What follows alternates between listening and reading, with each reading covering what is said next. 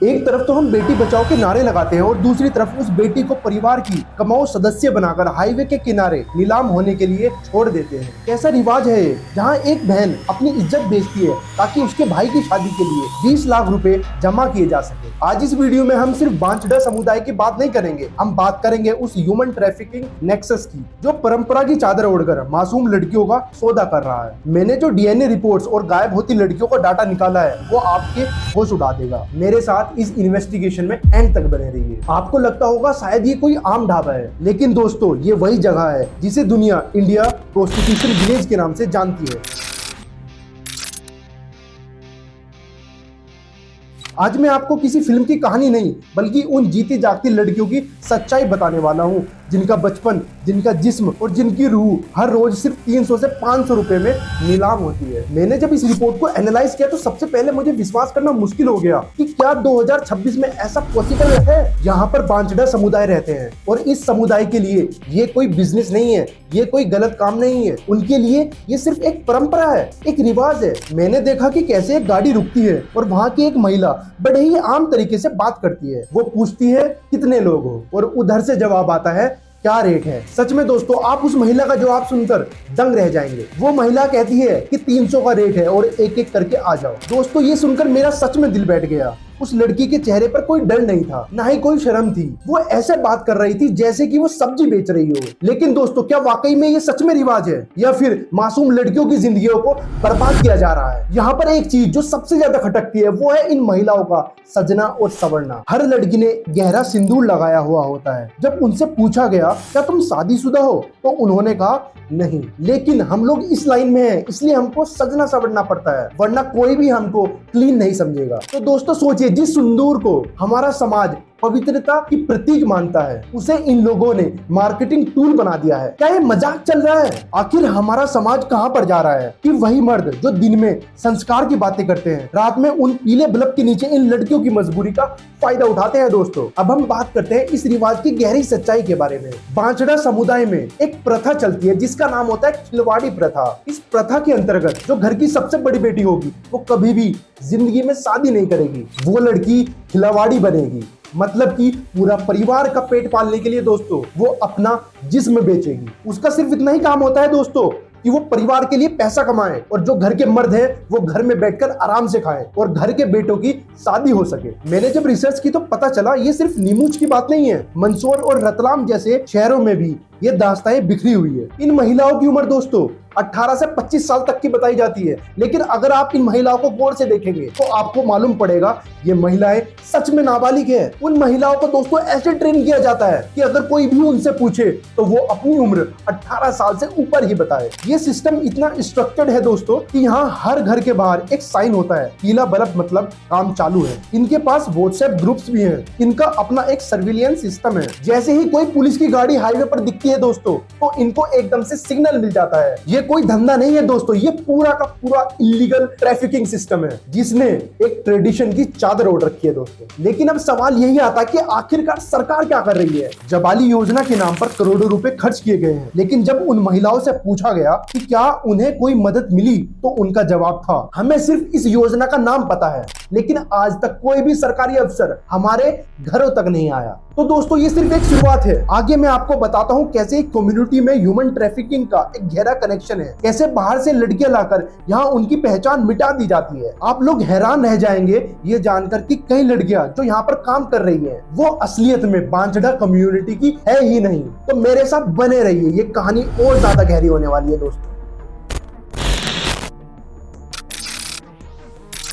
तो दोस्तों अब सवाल यही उठता है कि कोई भी समाज इतना नीचे कैसे गिर सकता है कि वो अपनी बहन बेटियों की बोली लगाने लग जाए, और इसका पूरा जवाब छिपा है इतिहास के पन्नों में। बांचड़ा समुदाय असलियत में राजस्थान के मारवाड़ इलाकों से आई घुमंतु लोग हैं। ये लोग पहले से ही अपनी लोक कला, नाच गाने और संस्कृति के लिए मशहूर थे, लेकिन 1871 में ब्रिटिश हुकूमत ने एक ऐसा काला कानून लाया जिसने इनकी जिंदगी पूरी तरह से बर्बाद कर दी। वो था क्रिमिनल ट्राइब्स एक्ट। इस कानून ने इस पूरी कम्युनिटी पर पैदाइशी अपराधी का ठप्पा लगा दिया। इनके पुरुषों को कहीं पर भी नौकरी नहीं मिलती थी, इनके पास जमीन तक नहीं थी और इनको समाज वाले एक अलग ही नजरों से देखते थे। और जब पेट पालने का उन्हें कोई और रास्ता नहीं दिखा दोस्तों तो उन्होंने अपनी बहन बेटियों को आगे कर दिया। जो शुरुआत हुई थी दोस्तों एक भयंकर मजबूरी के लिए, वो आज के समय में एक प्रथा बन गई है। आज ये लोग इसे अपना खानदानी धंधा समझते हैं। लेकिन दोस्तों क्या आप ये जानते हैं कि आज के समय में ये सिर्फ एक खानदानी धंधा ही नहीं रहा, इसके पीछे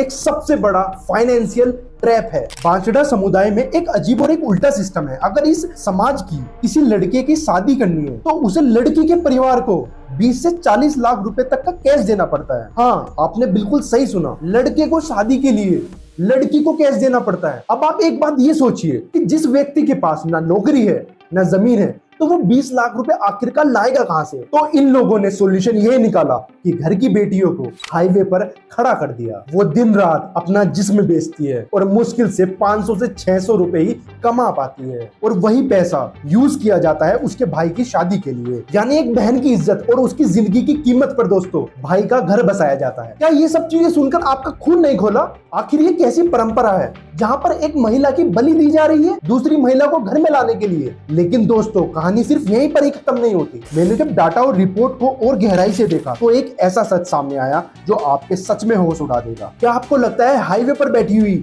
हर एक लड़की बांचड़ा कम्युनिटी की ही है? एनसीआरबी के जो फिगर्स हैं वो बताते हैं कि मध्य प्रदेश लगातार मिसिंग वुमेन के मामले में देश में टॉप पर है। जुलाई 2024 की असेंबली रिपोर्ट्स के मुताबिक पिछले 3 सालों में 31,801 महिलाएं और लड़कियां गायब हुई है। इसका मतलब है कि हर दिन 28 महिलाएं और 3 लड़कियां गायब हो रही हैं। तो सवाल सिर्फ यही उठता है कि आखिर ये सब लड़कियां जा कहां रही हैं? इन्वेस्टिगेशन में ये खुलासा हुआ है कि एक बहुत बड़ा ह्यूमन ट्रैफिकिंग के नेक्सस यहाँ पर काम कर रहा है। छोटी बच्चियों को रेलवे स्टेशन से, मेलों से या फिर गरीब बस्तियों से अगवा किया जाता है। उन्हें इन बांचड़ा डेरों में लाया जाता है और उनकी पहचान पूरी तरह से मिटा दी जाती है दोस्तों। उन्हें बांचड़ा कम्युनिटी का नाम दे दिया जाता है ताकि अगर कभी पुलिस या फिर कोई एनजीओ आए तो ये लोग कह सके कि ये हमारा रिवाज है। आपको हैरत होगी ये जानकर कि कई केसेस में जब लड़कियों को रेस्क्यू किया गया और उनका डीएनए टेस्ट करवाया गया तो उनका डीएनए उनके उन परिवार वालों से मैच ही नहीं हुआ जो उन्हें अपनी बेटी बताते थे। इसका मतलब साफ है, ये सिर्फ ट्रेडिशन नहीं है, ये एक बिजनेस बन चुका है। इन बच्चियों को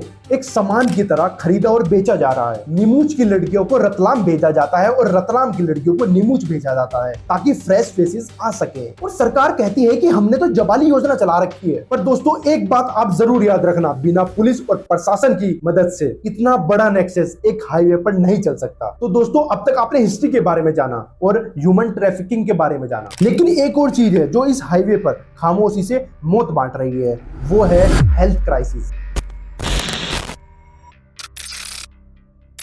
इस हाईवे पर रोजाना हजारों ट्रक ड्राइवर आते हैं। अनप्रोटेक्टेड सेक्स और हेल्थ केयर की कमी की वजह से ये पूरी बेल्ट एचआईवी एड्स का हॉटस्पॉट बन चुकी है। मेडिकल स्टडीज और रिपोर्ट के मुताबिक इस कम्युनिटी की लगभग 15 से 16% महिलाएं एड्स का शिकार हो चुकी है। आप लोग ये सोचिए कि 100 में से 16 लड़कियां मौत का शिकार बन चुकी है। लेकिन दोस्तों शर्म की बात यह है, ना ही उनके पास कोई इलाज है और ना ही सोशल सिक्योरिटी। उन महिलाओं को इतना डरा दिया जाता है कि वो बड़े हॉस्पिटल में अपना चेकअप करवाने भी नहीं जा सकती। उन्हें लगता है कि अगर उनकी पहचान खुल गई तो उनके समाज वाले उनको घरों से बाहर निकाल देंगे। जब हम जबाली योजना की बात करते हैं तो उस योजना पर करोड़ों रुपए खर्च करने का दावा किया जाता है, पर अगर हम जमीनी हकीकत देखते हैं तो वो कुछ और ही है। तो दोस्तों इस वीडियो को बनाने का मकसद मेरा सिर्फ इतना ही था कि सभी लोगों को इस नेक्सस के बारे में पता चल सके और सभी लोग सरकार से सवाल पूछ सके। अगर हम लोगों ने मिलकर आवाज नहीं उठाई दोस्तों तो ये परंपरा के नाम पर ये इतना बड़ा ह्यूमन ट्रैफिकिंग नेक्सस